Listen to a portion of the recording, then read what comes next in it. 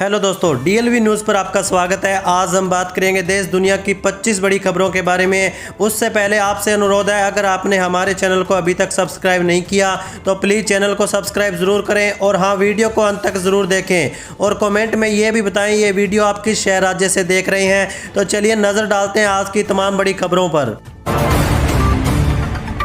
देखिए दोस्तों, राजस्थान बीजेपी ने नई प्रदेश कार्यकारिणी की सूची जारी कर दी है। भारतीय जनता पार्टी के अध्यक्ष जेपी नड्डा के निर्देश के बाद सूची जारी की गई। इसमें उपाध्यक्षों से लेकर प्रवक्ताओं और मीडिया प्रभारी समेत कुल 34 पदाधिकारियों की घोषणा की गई। कार्यकारिणी को अंतिम रूप देते हुए 9 उपाध्यक्ष, 4 महामंत्री और 7 मंत्री शामिल किए गए हैं। पार्टी ने एक कोषाध्यक्ष और एक सह कोषाध्यक्ष भी नियुक्त किया है। वहीं संगठन स्तर पर एक प्रकोष्ठ प्रभारी और 7 प्रवक्ताओं की भी घोषणा की गई है। वहीं देखिए दोस्तों, अगली बड़ी खबर, बिहार में नीतीश सरकार अपराधियों पर शिकंजा कसने के लिए पुलिस ने बड़ा कदम उठा रही है। सरकार पहले ही महिला सुरक्षा और अवैध अतिक्रमण जैसे मुद्दों पर अपना रुख साफ कर चुकी है। ऐसे में आज डीजीपी विनय कुमार ने बताया कि राज्य में 400 अपराधियों की संपत्ति जब्त करने के बाद अब 1200 से 1300 अपराधियों की सूची तैयार की गई है, जिनकी संपत्ति भी जब्त की जाएगी। गृह मंत्री के साथ हुई महत्वपूर्ण समीक्षा बैठक में यह फैसला लिया गया। डीजीपी ने कहा कि संगठित अपराध करने वाले अपराधियों की पहचान कर उनकी संपत्ति जब्त करने की प्रक्रिया शुरू होगी। इसमें बालू माफिया, जमीन माफिया, शराब ठेकेदार और कॉन्ट्रैक्ट किलर भी शामिल होंगे। चलिए अब आगे बढ़ते हैं अपन खबरों में। देखिए, पंजाब के मुख्यमंत्री भगवंत सिंह मान ने आज जापान के साथ उन्नत निर्माण, गतिशीलता, इलेक्ट्रॉनिक्स, फूड प्रोसेसिंग, नवीकरणीय ऊर्जा और वैश्विक सेवाओं जैसे प्रमुख क्षेत्रों में रणनीतिक साझेदारी की वकालत की है। मुख्यमंत्री ने कैबिनेट बैठक संजीव अरोड़ा के साथ जापान के एक उच्च स्तरीय प्रतिनिधि मंडल के साथ वर्चुअल विचार विमर्श किया, जिसमें जापानी दूतावास, जेट्रो, JCCII और भारत भर में कार्यरत 25 से अधिक प्रमुख जापानी कंपनी जैसे Panasonic, Sumitomo, Nippon, NEC, Toyota आदि शामिल थी। यह विचार विमर्श 13 से 15 मार्च 2026 को Indian school of business Mohali में आयोजित होने वाली 6वीं प्रोग्रेसिव पंजाब इन्वेस्टर समिट से पहले पंजाब की अंतर्राष्ट्रीय पहुंच का महत्वपूर्ण हिस्सा था। इन्वेस्ट पंजाब ने राज्य के आर्थिक क्षेत्र के साथ साथ एक ही प्राधिकरण के तहत कई विभागों की क्षमताओं को एकीकृत करने वाले अनूठे invest Punjab unified regulatory model को प्रदर्शित किया है। वहीं दोस्तों, अगली खबर देखिए, सोशल मीडिया और OTT प्लेटफॉर्म पर काफ़ी संख्या में आपत्तिजनक कंटेंट मौजूद है, जिस पर सुप्रीम कोर्ट ने केंद्र सरकार से 4 हफ्तों में जवाब मांगा। मामले की सुनवाई के दौरान मुख्य न्यायाधीश ने कहा कि जैसे ही आप फ़ोन चालू करते हैं और कुछ ऐसा आ जाता है जो आप नहीं चाहते या आप पर थोपा जाता है तो क्या कर सकते हैं। ऐसे में आप अश्लीलता, किताबों, पेंटिंग आदि में हो सकती है। अगर नीलामी होती है तो प्रतिबंध भी हो सकते हैं। न्यायमूर्ति जयमाला बागसी ने कहा कि ऐसे लोगों के लिए चेतावनी होनी चाहिए जो ऐसा कंटेंट से चौंक सकते हैं। वहीं देखिए दोस्तों, अगली बड़ी खबर, ईडी की CBI की FIR के आधार पर देश भर में बड़ी कार्रवाई चल रही है। ईडी ने 10 राज्यों आंध्र प्रदेश, तेलंगाना, महाराष्ट्र, मध्य प्रदेश, छत्तीसगढ़, गुजरात, राजस्थान, बिहार, UP और दिल्ली में छापेमारी की है। दिल्ली में कुल 15 ठिकानों पर ईडी की छापेमारी चल रही है। CBI की FIR में आरोप है कि नेशनल मेडिकल कमीशन के अधिकारियों को मेडिकल कॉलेज की जाँच से जुड़ी सीक्रेट जानकारी लीक करने के बदले रिश्वत दी गई है।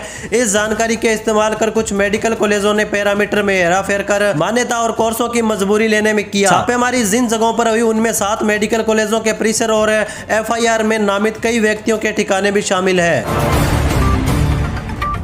चलिए अगली खबर देखिए दोस्तों, भारत की आर्थिक विकास दर मौजूदा वित्त वर्ष की दूसरी तिमाही में उम्मीद से ज्यादा मजबूत रहने की उम्मीद है। यूनियन बैंक ऑफ इंडिया की एक रिपोर्ट के अनुसार वित्त वर्ष 2026 की दूसरी तिमाही यानी कि जुलाई सितंबर में सकल घरेलू उत्पाद GDP की ग्रोथ रेट 7.5% तक पहुंच सकती है। यह आंकड़ा पिछले वित्त वर्ष की समान तिमाही में दर्ज की गई 5.6% की ग्रोथ रेट से काफी अधिक है। केंद्र सरकार 28 नवंबर शुक्रवार दूसरी तिमाही के आधिकारिक GDP आंकड़े जारी करेगी। वहीं दोस्तों देखिए, कर्नाटक में CM कुर्सी को लेकर घमासान थमने का नाम नहीं ले रहा है। सिद्धारमैया और DK शिव कुमार के कुर्सी का झगड़ा दिल्ली तक पहुंच चुका है। कांग्रेस हाईकमान इस मामले में एक्टिव है। कांग्रेस अध्यक्ष मल्लिकार्जुन खड़गे और राहुल गांधी कर्नाटक के मुद्दे पर मिलने वाले हैं। इसी बीच सिद्धारमैया कैंप अभी वेट एंड वॉच कर रहा है। सूत्रों ने बताया कि अगर हाईकमान CM पोस्ट में बदलाव का कोई संकेत देता है तब सिद्धारमैया कैंप एक्टिव हो सकता है। सूत्रों ने बताया कि अभी वो देखो और इंतजार करो की मुद्रा में है। अगर हाईकमान की तरफ से राज्य में CM बदलने का जरा भी संकेत आता है तब वो अपनी योजना को अमली जामा पहना सकते हैं। बड़ी संख्या में सिद्धारमैया कैंप के विधायक दिल्ली जाने की योजना बना रहे हैं ताकि सिद्धारमैया को राज्य का सीएम बनाया रखा जाए। सिद्धारमैया कैंप के सतीश जारकिहोली ने कल इस सिलसिले में कई विधायकों से मुलाकात की थी। इस मुलाकात में आगे की रणनीति पर चर्चा की गई थी। चलिए अब आगे बढ़ते हैं अपन खबरों में। देखिए, पश्चिम बंगाल विधानसभा चुनाव को लेकर बीजेपी ने बड़ा प्लान तैयार किया है। बिहार चुनाव में सफलता के बाद पार्टी ने राज्य को 5 प्रमुख जोनों में बांटकर संगठन को बूथ स्तर तक मजबूत करने की रणनीति बनाई है। इसके लिए 6 राज्यों से 12 वरिष्ठ नेताओं को बंगाल में तैनात किया गया, जिनमें 6 संगठन मंत्री और 6 सहायक नेता या मंत्री शामिल है। ये नेता अगले 5 महीनों तक बंगाल में डेरा डालेंगे और टीएमसी के गड्ढों में सेंध लगाने के साथ साथ वेलफेयर योजनाओं का प्रचार करेंगे। अब पार्टी का लक्ष्य है कि इस दौरान 75% बूथ प्रमुखों की बहाली हो जाए और वोट शेयर में कम से कम 5 से 7% की बढ़ोतरी की जा सकेगी। वहीं देखिए अगली बड़ी खबर, बिहार सरकार शुक्रवार को मुख्यमंत्री महिला रोजगार योजना के तहत बड़ी राहत देने जा रही है। योजना के अंतर्गत 10 लाख जीविका दादियों के बैंक खातों में 10,000 रुपए की राशि सीधे डेबिट के माध्यम से भेजी जाएगी। मुख्यमंत्री नीतीश कुमार खुद इस ट्रांसफर की शुरुआत करेंगे। ग्रामीण विकास मंत्री श्रवण कुमार ने बताया कि इस चरण में ग्रामीण क्षेत्रों की 9 करोड़ 50 लाख और शहरी क्षेत्रों में 50,000 महिलाओं को लाभ मिलेगा। उन्होंने कहा कि 14 दिसंबर तक सभी पात्र जीविका दीदियों के खाते में पैसा पहुंचाने का लक्ष्य है। वहीं दोस्तों अगली खबर देखिए, राष्ट्रीय राजधानी दिल्ली के एक्यूआई में बुधवार को थोड़ा सुधार हुआ, लेकिन गुरुवार तड़के यह गंभीर कैटेगरी में पहुंच गया। राजधानी के कई हिस्सों में एयर क्वालिटी इंडेक्स यानी 300 से ऊपर रहा। राजधानी के बवाना में एक्यूआई सुबह सुबह ही 392 पर पहुंच गया। बुधवार को दिल्ली समेत नोएडा और गाजियाबाद दोनों जगहों पर लगातार तीसरे दिन एयर क्वालिटी बहुत खराब रही। आने वाले दिनों में इसके बहुत खराब रहने के अनुमान के साथ commission for air quality management के स्टेज के 3 के तहत उपायों को रद्द कर दिया गया है। हालांकि स्टेज 1 और स्टेज 2 के तहत कार्रवाई अभी भी लागू की जाएगी। चलिए अब आगे बढ़ते हैं अपन खबरों में। देखिए, बिहार चुनाव के बाद फिर से बीजेपी के नए अध्यक्ष की चर्चा शुरू हो गई है। वर्तमान अध्यक्ष जेपी नड्डा का कार्यकाल पूरा हो चुका है और वो एक्सटेंशन पर चल रहे। ऐसे में बीजेपी जल्द अपने नए अध्यक्ष के नाम की घोषणा कर सकती है। बीजेपी की स्थापना 6 अप्रैल 1980 को हुई थी। तब से अब तक बीजेपी के कुल 11 व्यक्ति राष्ट्रीय अध्यक्ष के पद पर रह रहे हैं। कुछ ने 1 से अधिक कार्यकाल संभाला है। बीजेपी में अध्यक्ष का कार्यकाल सामान्य 3 साल का होता है, लेकिन कई बार यह छोटा या लंबा भी रह सकता है। वही दोस्तों देखिए, पाकिस्तान को एक बार फिर एक आतंकी हमले ने दहला दिया है। डॉन की रिपोर्ट के अनुसार प्रांतीय आतंकवादी रोधी विभाग CTD के एक आधिकारिक बयान के अनुसार बुधवार 26 नवंबर की रात खैबर पख्तूनख्वा के हंगू में एक पुलिस चेक पोस्ट पर आतंकवादी हमला हुआ। इस हमले में 3 पुलिसकर्मी मारे गए। देर रात जारी बयान में कहा गया कि आतंकवादियों ने रात के अंधेरे में काजी तालाब चेक पोस्ट को निशाना बनाया। पुलिस का दावा है कि उसने भी कुछ आतंकियों को मार गिराया है। वहीं देखिए दोस्तों, हांगकांग में एक बहुमंजिला आवासीय परिसर में लगी भीषण आग में मृतकों की संख्या बढ़कर 55 हो गई है, जबकि 279 लोग अब भी लापता है। चीन की सरकारी मीडिया ने बृहस्पतिवार को यह जानकारी दी। चीन की सरकारी समाचार एजेंसी सिन्हुआ के अनुसार हांगकांग पुलिस बल ने बृहस्पतिवार को एक संवाददाता सम्मेलन में बताया कि वांगफुंग कोर्ट में बुधवार को लगी आग के मामले में 3 पुरुषों की गिरफ्तारी की जा चुकी है। वहीं दोस्तों अगली बड़ी खबर देखिए, बांग्लादेश में पूर्व प्रधानमंत्री शेख हसीना के खिलाफ एक और बड़ा फैसला आया है। मानवता के खिलाफ अपराधों के लिए मौत की सजा के बाद शेख हसीना को भ्रष्टाचार के 3 अलग अलग मामलों में प्रत्येक में 7 साल की सजा सुनाई गई है। कुल मिलाकर उन्हें 21 साल की जेल मिली है। ढाका के स्पेशल जज कोर्ट ने गुरुवार 27 नवंबर को यह फैसला सुनाया। शेख हसीना के बेटे सजीव वाजेद जोय और बेटी साइमा वाजेद पुतुल को भी 3 मामलों में से एक में 5-5 साल जेल की सजा सुनाई गई है। चलिए आगे बढ़ते हैं अपन खबरों में। देखिए, इस साल दक्षिण अफ्रीका में संपन्न G20 शिखर सम्मेलन में तल्खी देखने को मिली। जहां अमेरिका ने इस शिखर सम्मेलन में बहिष्कार किया, वहीं दक्षिण अफ्रीका ने भी अपने अगले मेजबान अमेरिका औपचारिक अध्यक्षता सौंपने से इनकार कर दिया। अमेरिकी राष्ट्रपति डोनाल्ड ट्रंप ने कहा कि मियामी में होने वाले G20 सम्मेलन में दक्षिण अफ्रीका को आमंत्रित नहीं किया जाएगा। ट्रंप ने दक्षिण अफ्रीका पर गोरे किसानों के मानवाधिकार हनन और श्वेत नरसंहार का आरोप लगाया। चलिए आगे बढ़ते हैं अपन खबरों में। देखिए, इंदौर हाईकोर्ट ने नगरपालिका चुनावों से पहले मतदाता सूची SIR प्रक्रिया को निरस्त करने की मांग को लेकर दायर याचिका पर बुधवार को सुनवाई की। सुनवाई के बाद कोर्ट ने मध्य प्रदेश शासन निर्वाचन आयोग, इंदौर कलेक्टर और इंदौर नगरीय क्षेत्र के सभी SDM को नोटिस जारी करते हुए 6 सप्ताह के भीतर विस्तृत और तथ्यों पर आधारित जवाब दाखिल करने के आदेश दिए हैं। वहीं देखिए दोस्तों, बिहार में नई सरकार बनने के बाद नीतीश कुमार सरकार ने विभागों में खाली पदों को भरने पर ध्यान केंद्रित किया। भवन निर्माण विभाग ने सभी भवन अंचलों से कर्मचारी चयन आयोग के माध्यम से होने वाली नियुक्तियों का ब्यौरा मांगा। 15 दिनों के अंदर जानकारी न देने वाले अधिकारियों पर कार्रवाई की जाएगी।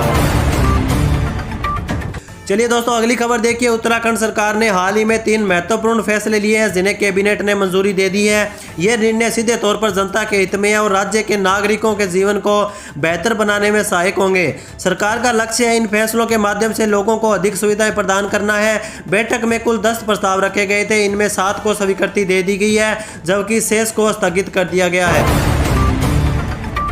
वहीं देखिए दोस्तों, अगली बड़ी खबर पाकिस्तान के पूर्व प्रधानमंत्री इमरान खान की सेहत को लेकर अदियाला जेल प्रशासन ने स्पष्टीकरण जारी किया है। जेल प्रशासन ने कहा कि इमरान खान पूरी तरह से ठीक है और उन्हें उचित चिकित्सा सुविधा मिल रही है। पीटीआई पार्टी ने सरकार से अफवाहों का खंडन करने और परिवार के साथ तत्काल मुलाकात की व्यवस्था करने की मांग की है। इमरान खान की बहनों ने पुलिस पर हिंसा का आरोप भी लगाया।